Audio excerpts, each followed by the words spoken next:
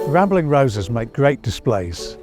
They can be trained up against a wall or a pergola, in this case up against an obelisk.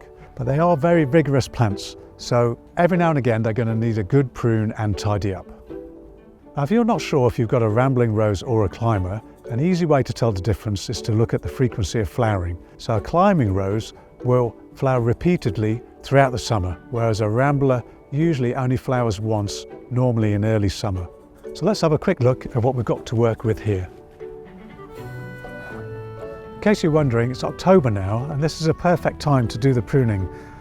Pruning and tying in will protect the stems against damage from winter storms and strong winds, and also the stems are still pliable enough to be tied in. Alternatively, you can prune in the winter when the leaves will have dropped and you'll be able to see the framework more clearly. So before we start doing any pruning, it's worth having a look to see what we've got here. We have some old wood here, there's a couple of old stems here, and we also have some very vigorous long new shoots, and it's this new wood which is going to produce the majority of the flowers. You can also see lots of side shoots which we will be shortening. So to maximise the amount of flowers, it's good to remove some of the old wood. Now, we've got two old stems here, but this one here we can see is damaged, so we've decided to remove this one.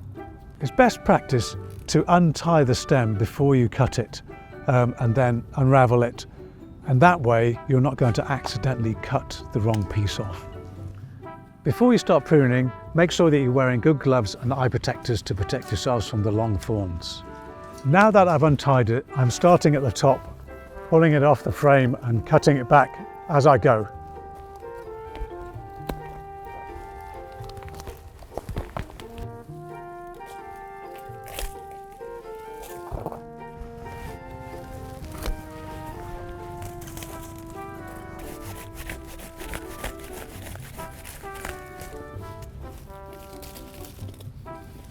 So it's clear to see, holding these two next to each other, the old one we just cut out, these are old woody brown stem, and the one that we're keeping is the new green fresh growth. I'm going to remove the shoots which have started growing inside of the obelisk because they're causing congestion.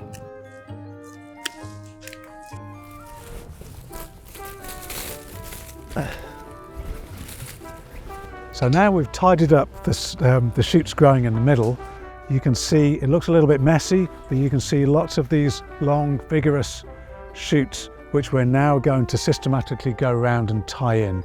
I've got a good, young, vigorous shoot here, and I'm going to wrap it round towards the obelisk and then tie it in.